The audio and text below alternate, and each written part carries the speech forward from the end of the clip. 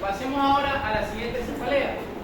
La segunda cefalea en frecuencia, casi muy pegadita ahí con la cefalea tensional, es la cefalea tipo migraña.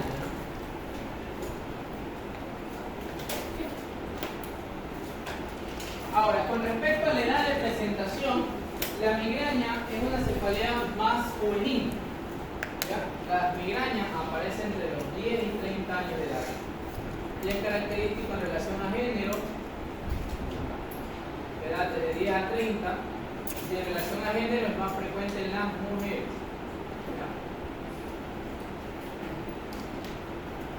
Por ejemplo, como la cefalea tensional tiene que ver con el estrés, en teoría, las mujeres quizás captan un poquito el estrés de una manera un poquito más fuerte que los varones, ¿no? Las mujeres un poquito se preocupan más, los varones como que da igual.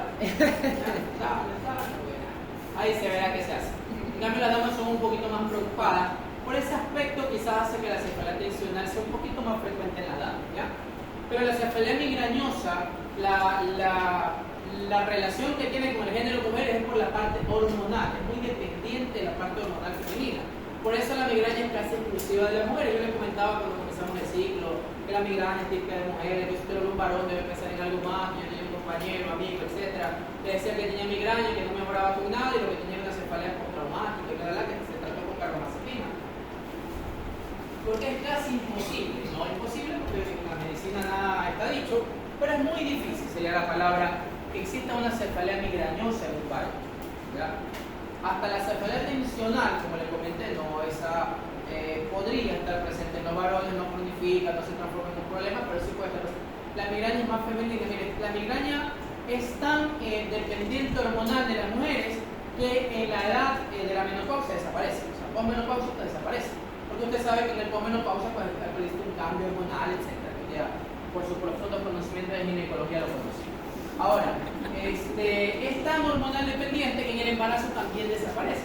La mujer llega y dice, doctor, yo no quería nunca parir porque fueron 9 meses increíbles, no me duele la cabeza, perfecto, nació mi niño, ya el estrés, no duerme, etc. Sumado a eso, viene el dolor de cabeza. ¿Ya? Entonces, vean ustedes la parte hormonal, porque en el embarazo también existe un cambio hormonal. Y es tan hormonal dependiente que luego lo conversaremos que los anticonceptivos orales aumentan el dolor. Por eso las mujeres migrañosas no pueden utilizar anticonceptivos orales por el cambio hormonal que tienen. Deben utilizar dispositivos de barrera y todo ese tipo de cosas que no tengan relación hormonal. Cualquier método anticonceptivo, pero que no tenga nada que ver con la parte hormonal. ¿Ya? Entonces, en relación a las características, en relación a la aparición, la misma historia que la anterior. Puede ser aguda recurrente o crónica no progresiva, cualquiera de las dos. Con relación a la localización es hemicraniana. Lo que sí puede ser hemicraniana alternante, ¿ya? O sea, puede ser que un día le duele a la derecha, otro día le duele a la izquierda, otro día a la derecha, otro día a la derecha, y luego a la izquierda, etc. En los niños, por ejemplo, cuando recién comienza a aparecer 10 o 12 años, ya son niños, a veces ellos sí se pueden manifestar bilateral, pero lo que dice la literatura que no es que es bilateral, sino que como son niños no saben mucho expresar su dolor, entonces ellos lo expresan mal. Le duele este lado, pero de este lado le pica, entonces ellos piensan que ambos lados son dolor. O sea, sigue siendo hemicraniana, pero la niña, por ser niña, expresa mal su dolor. Y por eso en ellos puede ser que lo expresen de forma bilateral, cuando realmente no lo es. Pero bueno, nosotros estamos hablando de adultos, la localización es hemicraniana. ¿Ya? Con respecto a la intensidad, la intensidad aquí es de moderada a severa. ¿Ya? De moderada a severa, ya usted sabe que es eso en relación con la escala de edad. Ya usted sabe que el umbral del dolor a veces es diferente. ¿Ya? Ahora, con respecto a las características del dolor, la paciente se lo refiere como una cefalea de tipo pulsante. Le dice, doctor, me duele la mitad derecha de la cabeza, ¿y cómo siente usted el dolor? Me late, el paciente tiene una bomba en la cabeza. Yo siento el latido de esa venita que está por aquí. ¿Ya? Entonces es pulsante, el paciente la refiere como que le pulsa. Con respecto a la irradiación, pues bueno, hay una irradiación característica, típica. Con respecto a qué lo alivia y qué lo exacerba. Esto sí es interesante. Porque sí existen, así como en el anterior habían desencadenantes, aquí también los existen. Existen desencadenantes que son comunes a todo tipo de cefalea. ¿Ya? A todo tipo de cefalea. El estrés podría ser uno de ellos. Otro desencadenante que es común a todo tipo de cefalea es la deprivación de sueño, por ejemplo. El no dormir bien. ¿Ya? El no dormir bien. Por eso estos ansiolíticos le ayudan muchísimo a la cefalea tensional, porque generalmente como los tensionales son estresantes, no duermen bien, y eso hace que aumente el dolor todavía. Y estos antidepresivos casi todos ellos producen sueño, menos el escitalopram, ¿ya? Pero por ejemplo la amitriptilina y la nortriptilina producen sueño, entonces ustedes dicen que son en la noche. Duerme y el dolor, como ya duerme bien, el dolor va a disminuir. Y más que es un neuropático, porque ayuda menos todavía, ayuda más todavía a disminuir el dolor, ¿ya? Lo que producen sueños son la amitriptilina y la nortriptilina. ¿Ya? Entonces por eso sirve, pero bueno, todos como son ansiolíticos lo va a tranquilizar y va a dormir mejor. Pero bueno, la deprivación de sueño es en la migraña y en la cefalea tensional, en casi todo tipo de migraña, dolor de cabeza. Entonces, pero hay desencadenantes en relación a esto. Nosotros cuando vemos episodios de cefalea tensional le decimos lo mismo que lo vamos a comentar ahora, pero en la vida real está esto más relacionado con la migraña. Ya luego veremos fisiopatológicamente por qué está relacionado.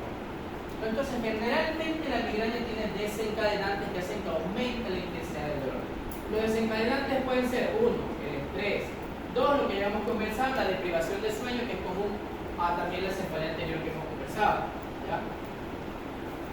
Otro, los olores fuertes. Eso tiene que conversar, tiene que identificar, ver qué le provoca el dolor.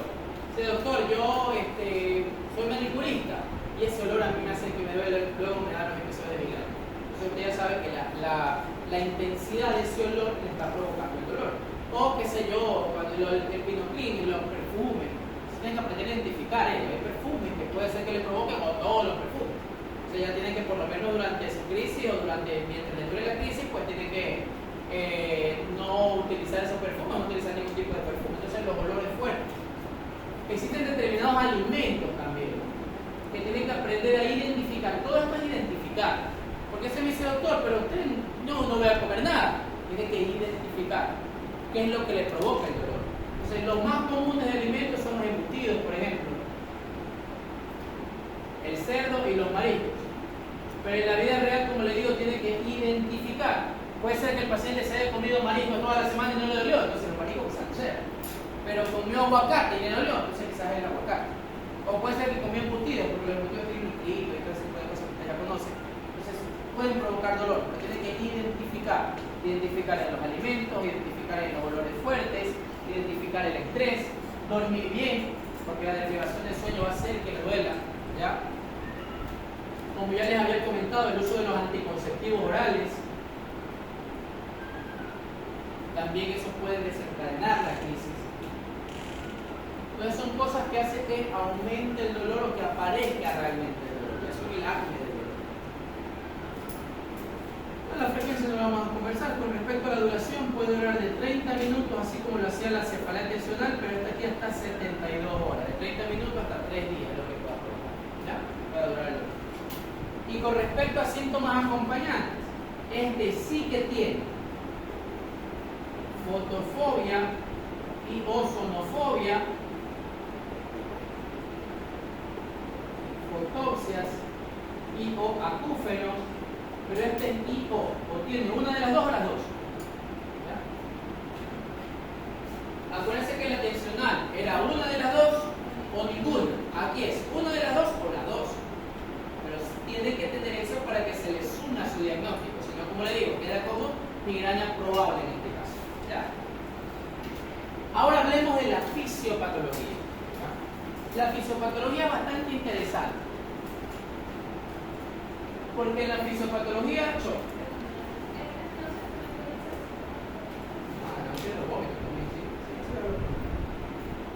náuseas y vómitos también hacen ellos.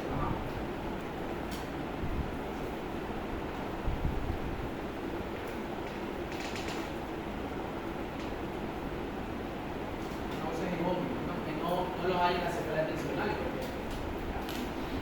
Como le digo, la área rara de sacar el cabo. Fotofobia, sonofobia, iofotopsia, acúfenos, náusea y vómito debe tener una de esas características de ese paciente, es decir, no es ninguna como la tensional.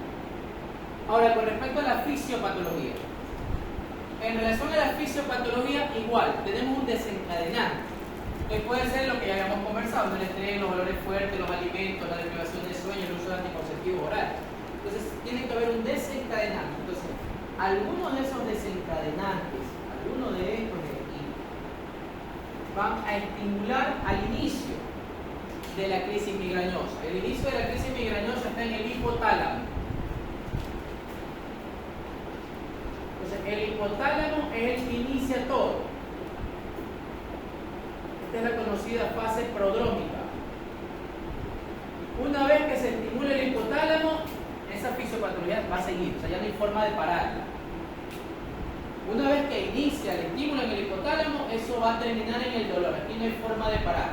Ahora, lo que sí es real, te voy a decir, por ejemplo, qué sé yo, aquí alguien es migrañosa o sospecha de ser migrañosa. ¿Ya? Por ejemplo, ella, ¿usted sabe si tiene algún estímulo que le provoque el dolor? Ya, por ejemplo, los olores fuertes, qué sé yo, olor de perfume. La pintura. Ya, la pintura, por ejemplo, la pintura, ella va a hacer toda la fisiopatología que nosotros vamos a conversar. La pintura le estimula el hipotálamo y bla, bla, bla. Pero la pregunta es, por ejemplo, aquí algunos de ustedes, me imagino yo, que en algún momento han olido pintura. Ya que se han pintado, se han olido pintura por X motivo, pero no les ha producido el dolor. Entonces siempre el estudio en relación a migraña siempre ha dicho, ¿por qué? Porque a una paciente migrañosa, el dolor fuerte le produce la crisis migrañosa y a una persona no migrañosa no se lo produce. ¿Cuál es la diferencia entre su hipotálamo y el hipotálamo de la otra persona que no lo produce? Entonces hay tres teorías, que ninguna está clara, pero hay tres teorías que dicen ¿por qué a ella sí se le estimula y a otro no? Lo primero, la base genética. O sea, que alguien en su árbol genealógico, la mamá, del papá, del abuelito, de la prima, del cuñado, de la bisatatarabuela, de la prima, del hermano, del papá de ella, por ahí tuvo migraña y entonces se pasó ese gen, hasta que le llegó a ella, fue la elegida. Como Pokémon, yo te digo, le llegó a ella. ¿Ya? Así fue la vida. No, doctor, pero es que mi mamá no es migrañosa, mi hermana tampoco, mi abuela tampoco. En algún momento de la vida de su árbol genealógico de Adán y Eva, por ahí llegó una migraña. Esa es la primera teoría, que es la más clara porque es la menos discutible, ¿no? Ahora, otra teoría es que esas personas tengan una depoblación neuronal. Es decir, que en esa zona periférica del hipotálamo haya par neuronas menos que la otra señorita que no tiene nada. Entonces esas par neuronas menos en relación a función no sirven. No hay gran diferencia porque son par neuronas menos, pero hace que el hipotálamo no responda igual que una persona que tiene esas dos neuronas de más. Las neuronas exageradas. Pero que hay una despoblación neuronal. Hay periférico del hipotálamo y menos neuronas. ¿Ya? Esa es la segunda teoría. Y la tercera teoría que se ha visto en algunas personas, que no en el 100% de personas, pero se ha visto, que algunas mujeres migrañosas tienen un foramen oval permeable. Esa es el foramen, la hendidura interauricular que hay por la circulación fetal, etc. Una mujer se le ha hecho ecocardiograma y se ha visto que tienen un foramen oval permeable. Se ha tratado ese foramen oval y se cura la migraña, ¿no? Por eso algunos, realmente no es el caso mío, porque eso es un estudio, no es muy claro, son pocos estudios, bla, bla, bla. Pero bueno, algunos recomiendan hacer un ecocardiograma a una mujer con un diagnóstico de migraña. Si le sale foramen oval puede ser el inicio de su tratamiento y si no le sale nada, pues bueno, no hay nada. ¿Ya? Entonces, eso sucede en algunos casos, por eso lo ponen como esta teoría. Te digo, la más clara es la base genética porque es la menos discutible. ¿Ya? Ahora, bueno, la historia y la realidad es que el hipotálamo se estimula. Una vez que el hipotálamo se estimula, olvídese usted que ese dolor va a aparecer porque va a aparecer. ¿Ya? Ahora, el hipotálamo aquí puede seguir dos rutas. Entonces puede hacer ruta número 1. La señal del hipotálamo activa los núcleos dolorosos del parénquima encefálico. ¿Cuáles son los núcleos dolorosos del parénquima encefálico? El núcleo del RAFE y el locus ceruleus. ¿Ya? Entonces ellos activan los núcleos del RAFE, que son así por aquí un tronco encefálico chiquito. Aquí tenemos los núcleos del RAFE y aquí tenemos el locus ceruleus. El núcleo del RAFE produce serotonina y el locus ceruleus produce noradrenalina, que son vasoconstrictores. Entonces, esa señal del hipotálamo hacia el núcleo del RAFE y el locus ceruleus que producen vasoconstrictores produce una vasoconstricción a nivel de encéfalo.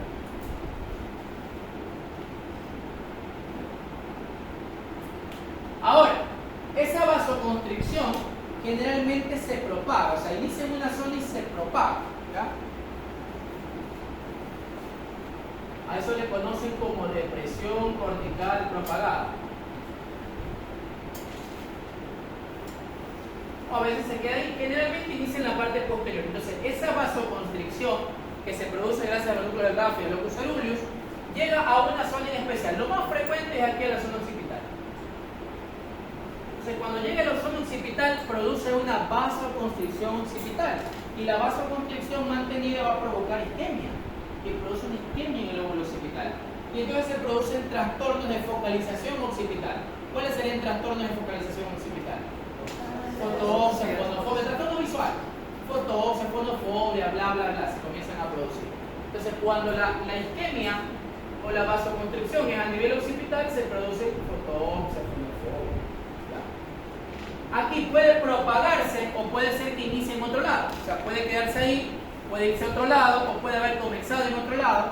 Y, por ejemplo, se puede ir aquí al lóbulo temporal. O puede iniciar en el lóbulo temporal, o puede dejar el lóbulo occipital e ir al lóbulo temporal. Él hace lo que quiere, ¿ya? Y si llega al lóbulo temporal, me produce una isquemia del lóbulo temporal y me da focalizaciones del lóbulo temporal. ¿Qué puede darme como focalizaciones del lóbulo temporal? Puede darme acúfeno por la vía occipital, puede darme amnesia, ¿no?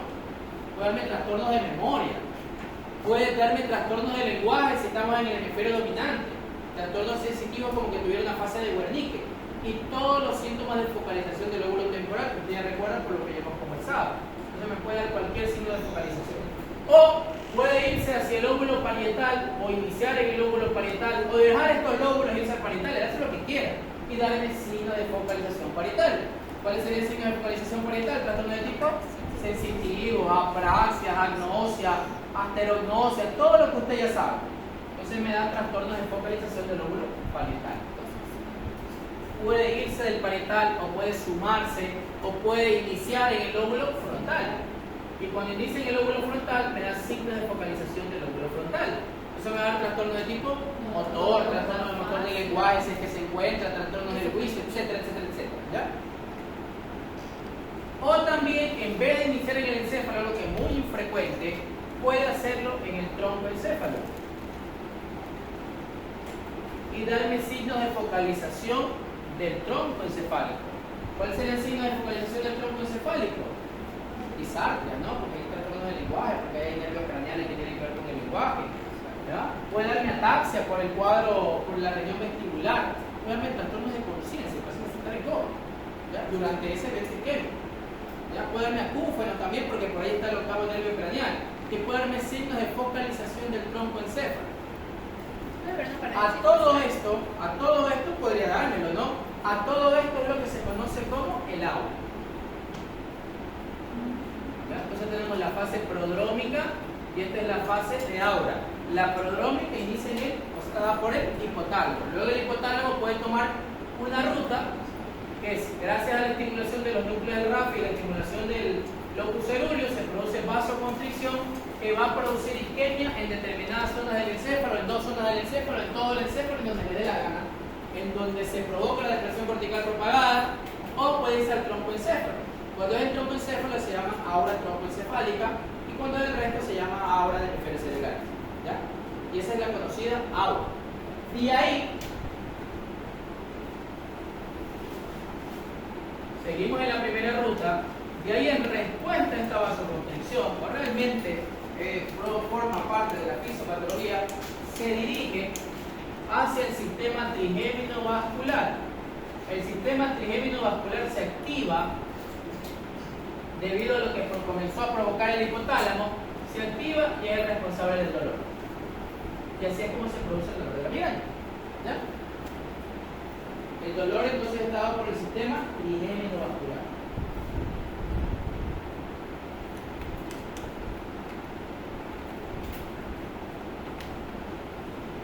Ahora, ¿por qué el sistema trigémino vascular produce dolor? Porque él produce, en cambio, lo anterior a vasoconstrictores, el sistema trigémino vascular produce vasodilatadores que se liberan a través del sistema trigémino vascular. Dentro de esos vasodilatadores, los más importantes tenemos a las prostaglandinas, por ejemplo, tenemos a la sustancia P. La histamina, aunque ahora se sabe que la histamina no tiene mucho que ver, porque antes se hablaba del uso de antihistamínicos y no sirvió para nada, pero hay uno que ahora se conoce como el principal responsable. Es como que usted dice, de todos los 5 relabosos que tengo en mi vecindario, hay uno que ese es el más bandido de todos. Ese ahí entra, si él no está, el resto son tranquilos, pero cuando llega él se arma el relajo. ¿Ya? Ese que lo han demostrado es el llamado péptido relacionado con el gen de la calcitonina. Ese es el principal integrante dentro de esta vasodilatación, que es la que provoca el dolor. O sea, el dolor está dado por vasodilatación. Por eso esa vasodilatación es la que provoca la cefalitis pulsátil, porque están vasodilatados los vasos del cráneo y provoca la cefalitis pulsátil, producto de la vasodilatación. Entonces el hipotálamo en la fase prodrómica, que inicia todo gracias al desencadenante. Luego viene el aura producida por la vasoconstricción dada en determinadas estructuras y termina con el dolor que está dado por el sistema trigémino vascular. ¿Ya? Entonces esa es la primera ruta que utiliza el hipotálamo. Ahora el hipotálamo, en dependencia de no se sabe qué, puede tomar otra ruta, que es que se salta esta vasoconstricción propagada y se dirige directamente al sistema trigémino vascular. Entonces el estímulo provoca directamente el dolor. En este caso el estímulo provocaba la vasoconstricción del encéfalo y luego el dolor. Cuando toma esta ruta se llama migraña con aura, cuando toma la ruta 1. Y cuando toma la ruta 2 se llama migraña sin aura. ¿Ya? Entonces la migraña con o sin aura va a depender fisiopatológicamente de la ruta que tome el hipotálamo, porque él quiere tomar esa ruta. Si se basa en la vasoconstricción, va a dar aura, y el aura está dado por la vasoconstricción del encéfalo, y si no lo hace, se salta directamente para provocar netamente el dolor. Migraña con aura y migraña sin aura. ¿Estamos claros? Hablemos del diagnóstico. En relación al diagnóstico,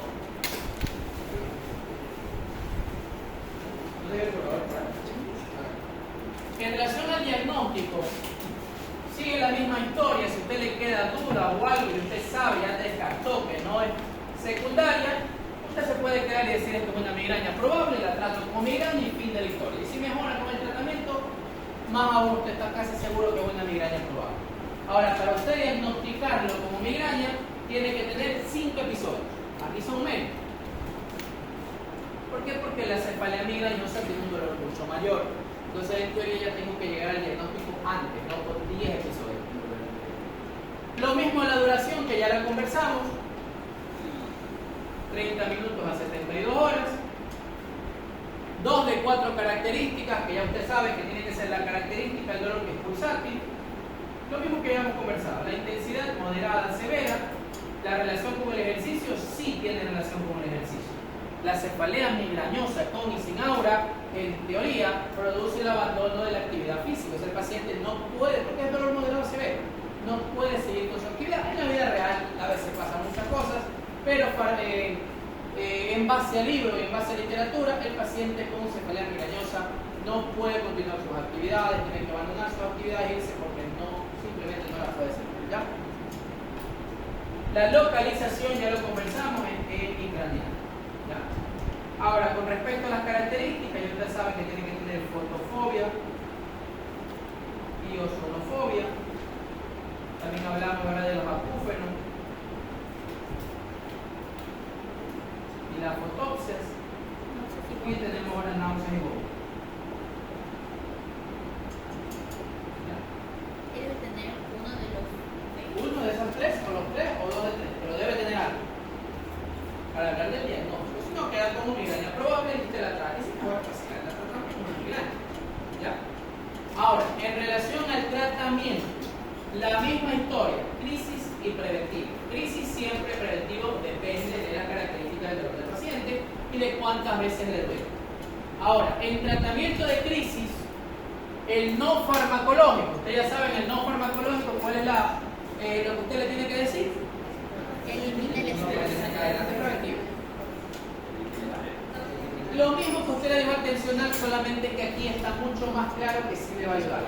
Que no tenga estrés, si es que está en ese momento en estrés, porque si ya le tomó el desencadenante no le puede decir, no, ya se lo comió. Ya sabe, una vez que inicie la fisiopatología, se fregó, le va a doler porque le va a doler, ya no hay forma de pararlo. O sea, si, qué sé yo, como su compañera, los dolores de la pintura, olió pintura ahorita, inició la fisiopatología, le va a doler. ¿Qué es lo único que le tienen que decir, el compañero? Ahorita que está con dolor, si es que estaba peleando y aparte eso también le provocó el estrés, pues deje de pelear, pelee mañana. Y lo otro, aquí sí el cuarto oscuro con más razón. ¿Ya? Vaya a su cuarto oscuro, que nadie le moleste, que nadie le fregue la vida, que nadie le escuche. A veces es difícil, porque a veces me dicen, doctor, usted me dice que yo tengo que dormir bien, pero yo tengo un niño de un mes. ¿Cómo fue hacer para no dormir más de su marido? No sé. Es no, o sea, que lamentablemente no se pueden evitar, ¿no? Pero siempre se habla dentro de lo posible. Trata de evitar lo que pueda. Si no, por lo menos usted ya le puede decir a su paciente que, ¿sabe qué? Le soy sincero, el dolor no le va a desaparecer. Con el fármaco yo voy a ayudarle a que sea más soportable, a que no sufra tanto, etcétera, pero no va a desaparecer porque usted no puede eliminar eso desencadenante porque su vida no se lo permite. ¿Ya? Entonces, no estrella, aquí sí cuarto oscuro, que no le hablen, que no le digan nada. Eso aquí es mucho más eficaz que lo que es la secuela tensional. ¿Ya? Pero yo creo que los dos prácticamente el mismo no farmacológico.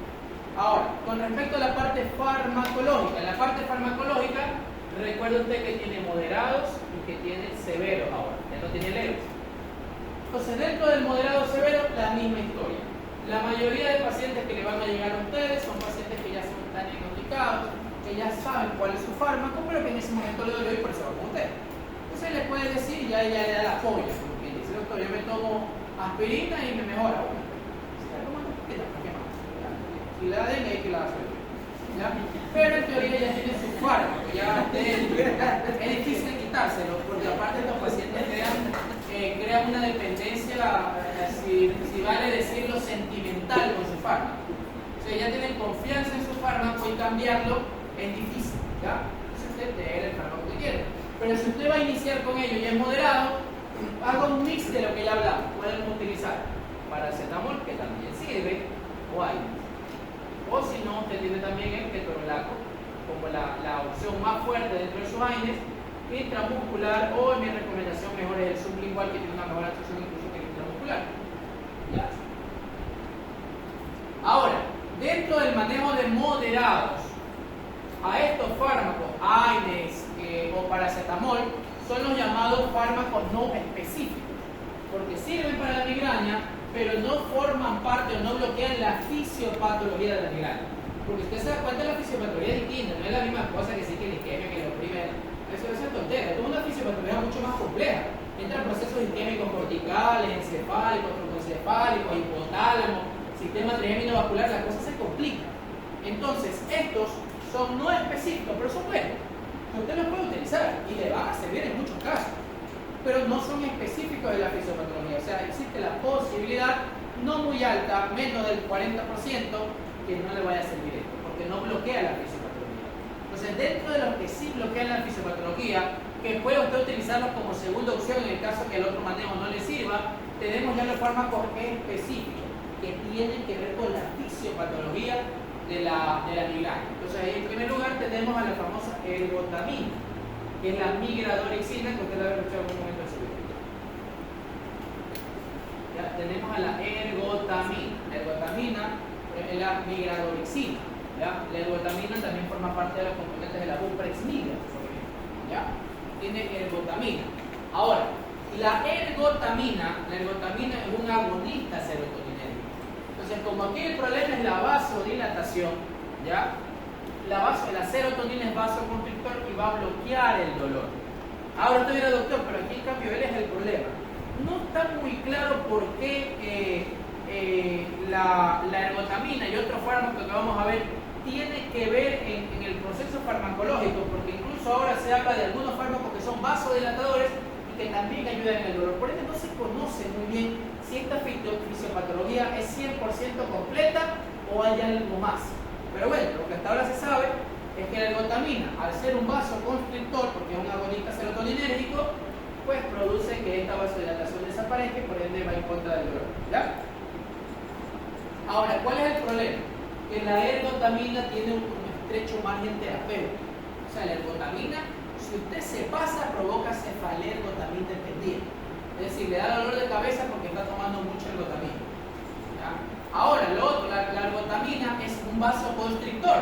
O sea, como es un vasoconstrictor, si es un paciente hipertenso mal controlado, no le puede dar, porque le va a provocar una crisis hipertensiva, una hemorragia cerebral, una hemorragia retiniana, un infarto agudo de miocardio, etc. Si es un hipertenso controlado, que tiene con valores normales de presión arterial, bueno, usted lo puede hacer. Pero si no lo es, un paciente con infarto agudo de miocardio, con un evento cerebrovascular isquémico, es un paciente donde la mayor isquemia le va a provocar un problema, usted preferible ni se meta.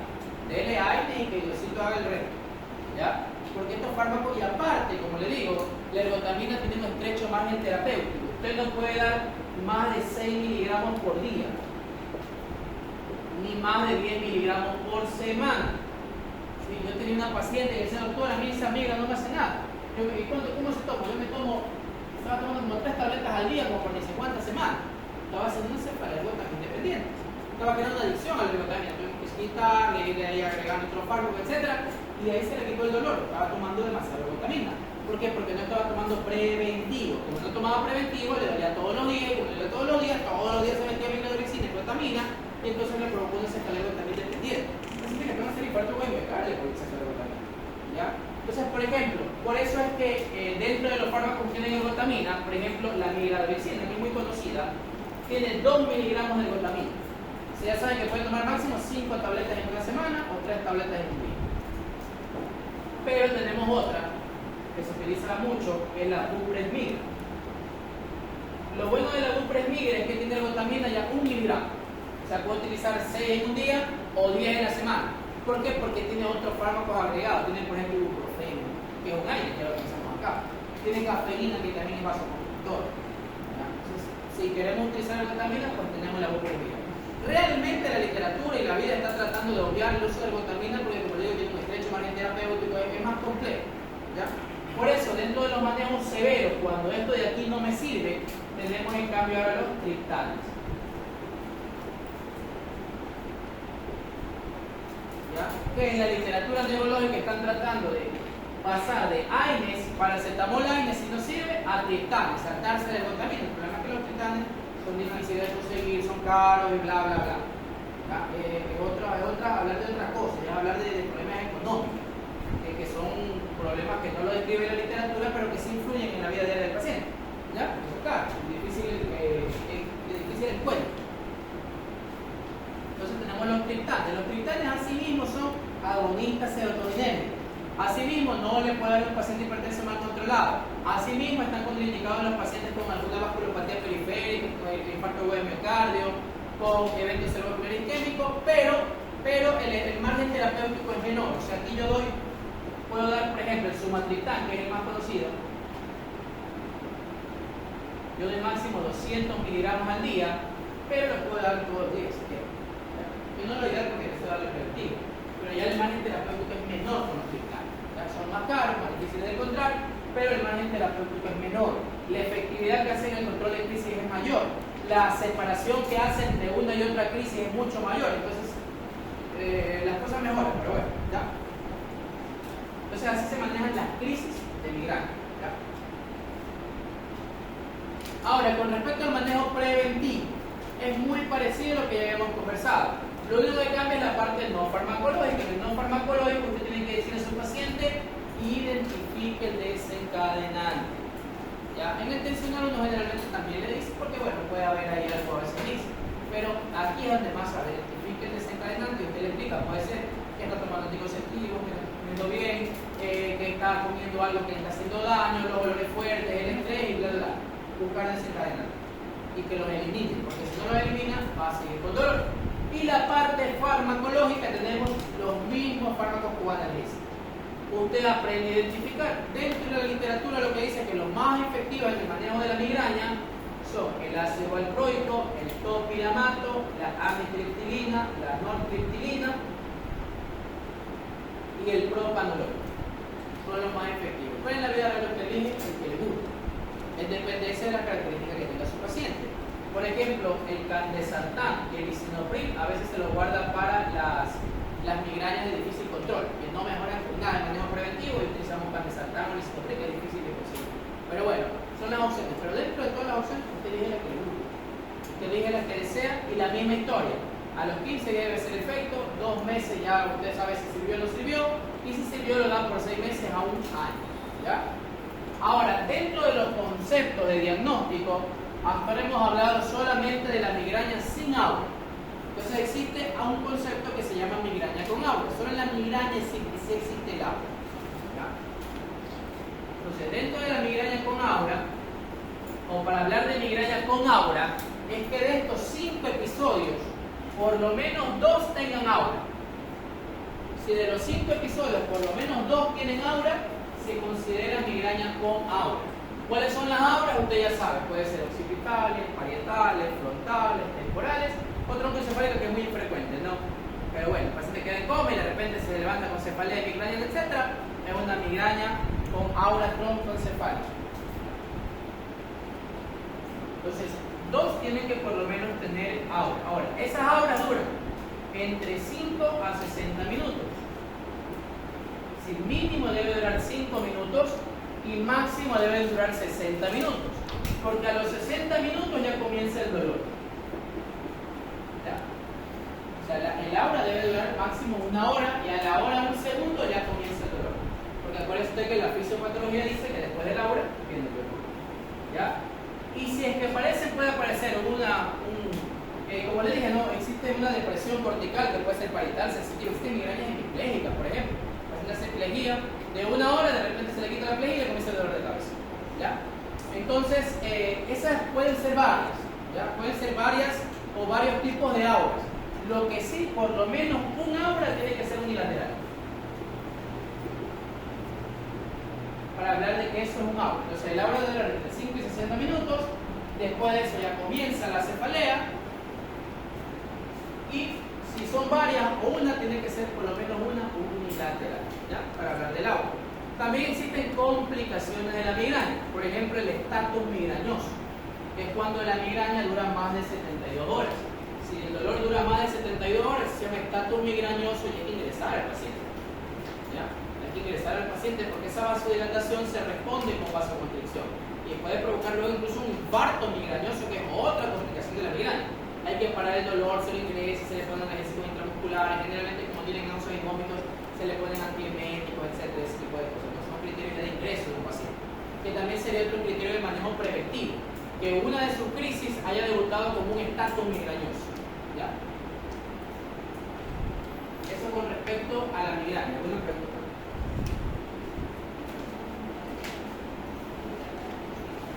Y en la hidratación también igual. Algo que me he olvidado.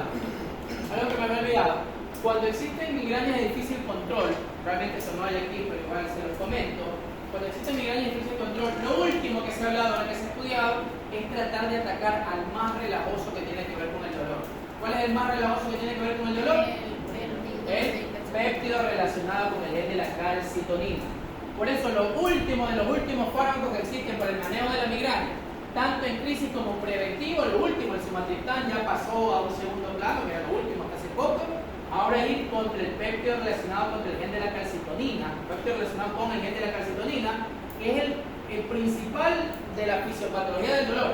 Entonces aquí tenemos anticuerpos monoclonales,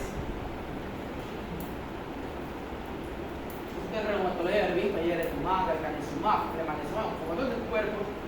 Existen otros fármacos que se llaman los gepantes y otros se llaman los glitanes. Son los 3 grupos farmacológicos que van contra el péptido relacionado al gen de la calcitonina. Anticuerpos monoclonales, que son palabras que usted le ha escuchado, y otros fármacos que en dependencia de lo que hace le llaman gepantes y glitanes. Eso no hay aquí, pero bueno, está en proceso de estudio. Algunos incluso ya están avalados, incluso en Europa ya hay. Algunos son para manejo de crisis, otros para manejo preventivo, pero bueno, es la nueva ola del manejo de la migraña. ¿Ya? Una pregunta. En la migraña con aura dijo que el dolor es después de los 60 minutos siempre. ¿Y en la migraña sin aura? Inmediatamente inicia el dolor. Claro, que mira la fisiopatología. Se estimula el hipotálamo, si no hay aura, se estimula el hipotálamo, el sistema vascular, dolor. Entonces el paciente, que sé yo, su compañera huele algo y inicia el dolor. En cambio, si es que tiene aura, huele algo, comienza a ver lucecita o bueno, algún tipo de aura, 1 hora más o menos, inicia el dolor. Estoy viendo la fisiopatología. Listo. Yo tengo una crema que lleva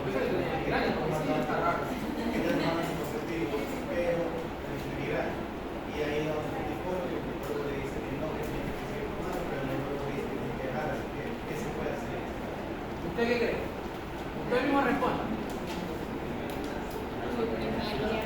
Tiene que dejar como que fuera el único método anticonceptivo que existe. O sea, si quiere, ya depende. Si no lo quiere dejar, que se aguante el dolor, no hay forma. No hay forma de evitarlo. Es igual que lo del estrés que le digo, que el paciente si no puede eliminar el estrés. No se puede hacer nada. ¿Ya? No, que se embarace se le quita el dolor.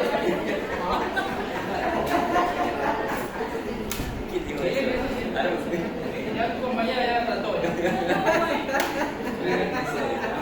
eso le garantizas no es sin fármaco y sin dolor.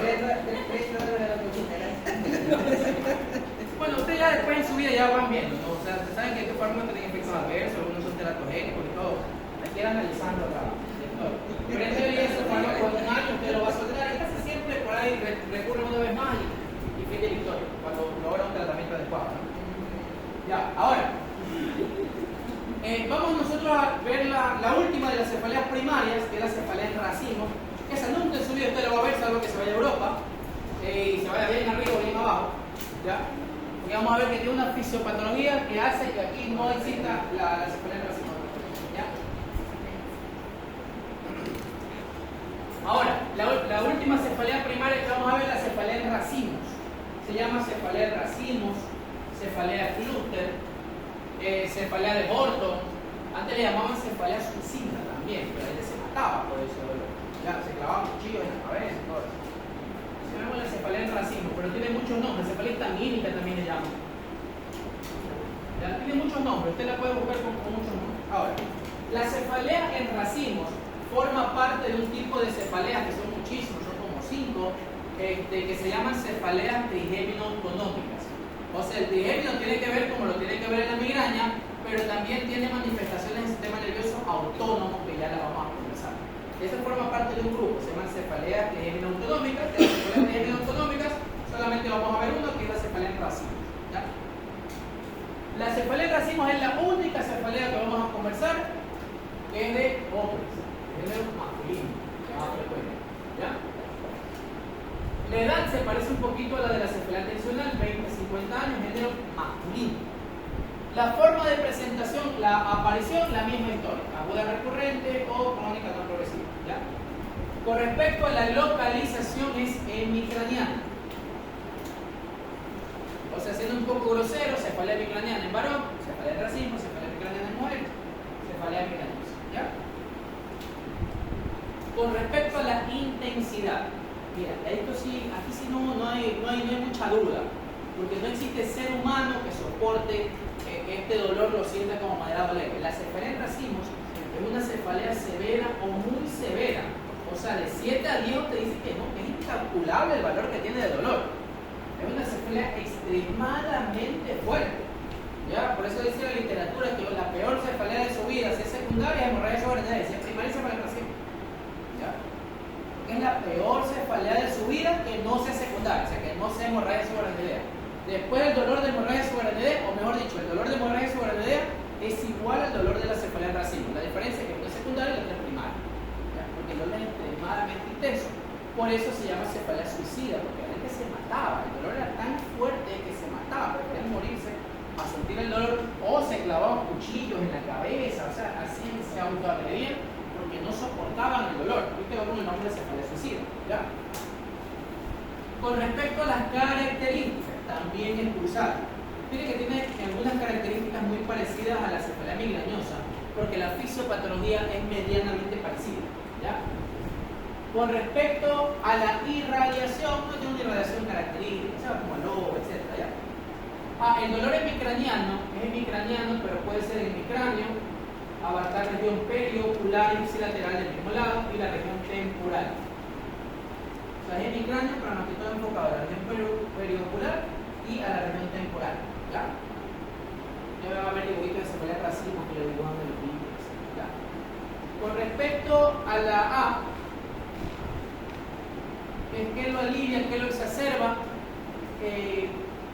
Con respecto a qué lo alivia, lo que dice la literatura es que el alcohol lo puede exacerbar. ¿Ya?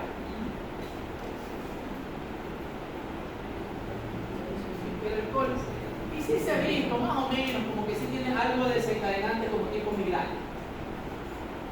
Algo, pero no está tan es claro como si en la migraña. En la migraña no hay duda que tiene eso desencadenante tronco pesado. Aquí la cefalea tipo orto puede ser mecánica, ¿ya? La frecuencia no la vamos a conversar. La duración puede durar de 15 a 180 minutos.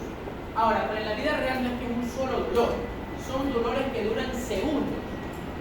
Solamente que son uno tras otro, son varios dolores. Pueden tenerse en la literatura 200, 400 episodios de dolor que van uno tras otro, por eso se llama cefalea en racimos, o cefalea en cúmulos también le llaman, porque son varios episodios de dolor que van seguidos uno del otro que duran de 15 a 180 minutos. ¿Ya? Son dolores pequeñitos que van uno tras otro, por eso todos los nombres que le dan. Dicen que la fisiopatología tiene que ver histamina, por eso le llaman histamínica. ¿Ya? Ahora, algo que sí es interesante, me olvidé con relación a la frecuencia, lo podemos poner aquí en la frecuencia, pero tiene mucho que ver la parte de horarios. ¿Ya? Sí, tiene mucho que ver la parte de los horarios.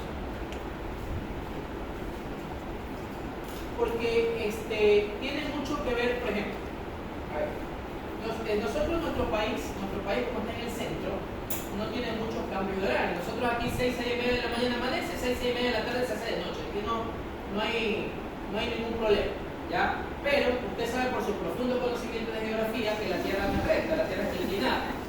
Se tiene una inclinación de ni sé cuántos grados. Entonces, cuando la Tierra está aquí, la parte alta está más cerca del Sol y la parte baja está más lejos del Sol. Y cuando la Tierra se pone acá, la parte alta está más lejos del Sol y la parte baja está más cerca del Sol.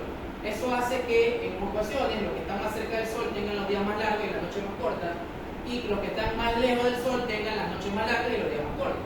Mientras más a los extremos está un país o algo en el planeta, va a hacerse mucho más largo los días que las noches. Por ejemplo, cuando estaba en Rusia, que estaba muy más hacia arriba, nosotros, qué sé yo, en ocasiones eran las 11 de la noche y no anochecía, seguía de día.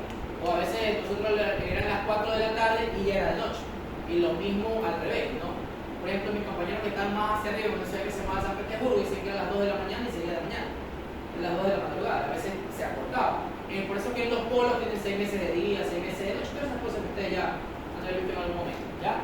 Ahora, entonces, existe algo que se llama el núcleo supraquiasmático.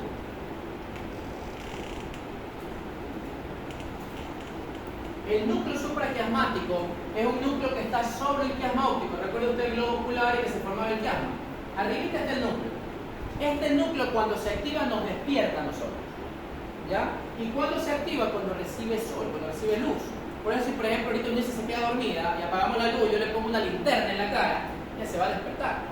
¿Ya? Porque esa luz le molesta, le va a estimular el despertar. ¿Por qué sucede? Porque cuando le ponemos luz, se pasa la señal por el nervio óptico, el quiasma, estimula el núcleo supraquiasmático y el núcleo supraquiasmático te hace despertar. ¿Ya? Entonces, este núcleo supraquiasmático, cuando se estimula las cefaleas trigéminas autonómicas, las cefaleas de racimo, las cefaleas de orto, como usted las quiera llamar. ¿Ya? Entonces, en los lugares donde los días son más largos, hay más episodios de cefalea de orto. ¿Ya? Durante los días son más largos. En cambio, cuando esa parte del país se pone al revés y las noches son más largas, sucede todo lo contrario. Los episodios de cefalea de orto disminuyen porque no tienen tanto estímulo luminoso. Por eso en nuestro país no existe cefalea en racimo, porque como nosotros estamos en la mitad, tenemos lo mismo de día que lo mismo de noche. ¿Ya? Entonces, por ejemplo, según la literatura, yo no quiero decir cefalea, pero según la literatura, que hay personas que ya su dolor es demasiado intenso, lo mandan a que se vaya a vivir a un país que se encuentre en el centro de la Tierra. ¿Ya? Para que no existan esos cambios de horario en la cefalea de orto, y por eso nosotros no lo vemos muy frecuentemente. ¿Ya? Y eso es por el núcleo supraquiasmático. Ahora, con respecto a los síntomas acompañantes. Los síntomas acompañantes de la cefalea de orto son síntomas autonómicos. Es la única cefalea que vamos a ver que tiene síntomas autonómicos. ¿Qué síntomas autonómicos puede tener? Por ejemplo, su función conjuntival. O sea, el ojo rojo.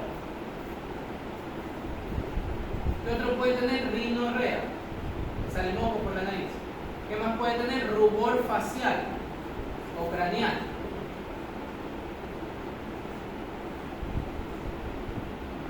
Su función conjuntival, rinorrea, rubor facial o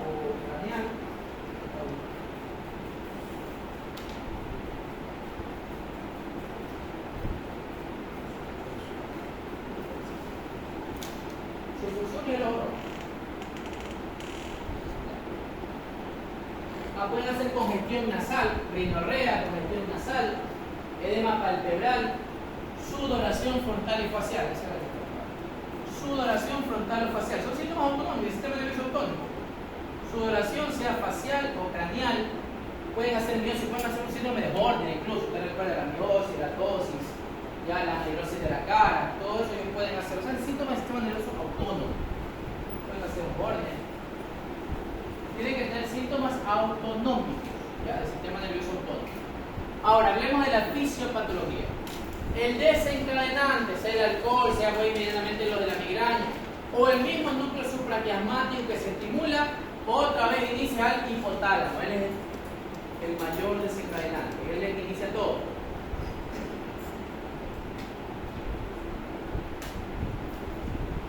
¿Ya? Estimula el hipotálamo. Y el hipotálamo manda la señal al sistema trigémino vascular, que usted sabe que es el responsable del dolor. O sea, forma otra vez el sistema trigémino vascular. Entonces el hipotálamo es el que inicia, manda la señal al sistema trigémino vascular y produce el dolor. Por eso la fisiopatología es muy parecida. ¿Ya? Ahora, dentro de ese proceso fisiopatológico, dentro de esa señal que se envía hacia el sistema trigémino vascular, también el hipotálamo manda una señal a un núcleo que está en el tronco del encéfalo, que se llama el núcleo salivatorio superior. El núcleo salivatorio superior manda una señal a un ganglio que se llama el ganglio esfenopalatino. Y estos son los responsables de las manifestaciones autonómicas. ¿Ya? Entonces, el sistema trigémino vascular es el responsable del dolor, el hipotálamo es el que inicia todo este problema, y el núcleo salivatorio superior, mandando la señal al ganglio esfenopalatino, es el responsable de las manifestaciones de tipo autonómicas. ¿Ya? Ahora, dentro del diagnóstico, la misma historia que la migraña, parecida a la migraña, tenemos 5 episodios de duración de 15 a 180 minutos. ¿Ya? 5 episodios, de duración de 15 a 180 minutos. Con respecto a las características, ya usted sabe lo que ya vimos: características pulsátil, intensidad severa a muy severa, obviamente tiene relación con el ejercicio, localización hemicraniana y que tenga por lo menos una manifestación autonómica. Ya usted sabe de cajón siempre que no tenga respuesta por otro tipo de cefalea, ¿no? Aunque estoy descartando las secundarias. Entonces así yo diagnostico. El diagnóstico, como usted se da cuenta de todo esto, es evidentemente clínico, porque se supone que usted hizo un estudio imagenológico previo que le dijo que no hay nada secundario. Por ende me queda lo primario y en dependencia de las características yo veo. ¿Ya? Ahora, el manejo de crisis. El manejo de crisis farmacológico es como que usted estuviera tratando una migraña severa o muy severa, en este caso de las cefaleas en el caso de las cefaleas en racimos. O sea, aquí los AINES, el paracetamol, no lo debo utilizar, no porque no sé si me vaya a servir, sino porque estoy hablando de una cefalea demasiado intensa y no puedo yo comenzar a probar. Yo tengo que iniciar directamente con triptanes. Directamente el tratamiento agudo es triptanes. Los triptanes manejan el dolor. Ahora tengo ya mi nueva opción cuando exista el péptido relacionado contra el gen de la calcitonina, o sea, ir en contra del péptido relacionado, ya sea con anticuerpos monoclonales, con triptanes o con gepanes, ¿verdad? Pero por ahora, si es que en algún momento lo vieran, usted maneja con triptanes. Ahora, con los triptanes yo manejo el dolor. Y las manifestaciones autonómicas se tratan con oxígeno. O sea, ese paciente, triptanes y oxígeno. En un supuesto caso, el oxígeno solamente es para tratar las manifestaciones autonómicas. El oxígeno no interviene en el dolor, no tiene nada que ver con el manejo del dolor. El oxígeno es para las manifestaciones autonómicas y fin de la historia. ¿Ya? Ahora, el manejo farmacológico preventivo. Como esta cefalea es tan severa, tan fuerte, produce tanto dolor, que en el primer evento el paciente se puede hasta matar, incluso no existe criterios para manejo preventivo. Es decir, una cefalea en racimos disfracismo siempre se debe dar manejo preventivo, no hay opciones. Esto que hemos conversado no existe, se da sí o sí porque la intensidad del dolor es demasiado fuerte como para esperar que le dé otro para llegar luego yo a decir las cosas. O sea, de entrada, todos los pacientes tienen un criterio que es que claro que le altera su estilo de vida, es más, un episodio se puede matar. Entonces siempre debo dar preventivos. Ahora, dentro de los preventivos, así mismo usted tiene un sinnúmero de fármacos, pero el que tiene mayor efectividad, que debe ser siempre su primera opción, en el caso que algún día lo vea, es el uso del verapamil. El verapamil es el mejor fármaco preventivo para la cefalea en racimo, gluten, cefalea suicida, de Horner, histamínica y el millón de nombres que tiene. ¿Ya?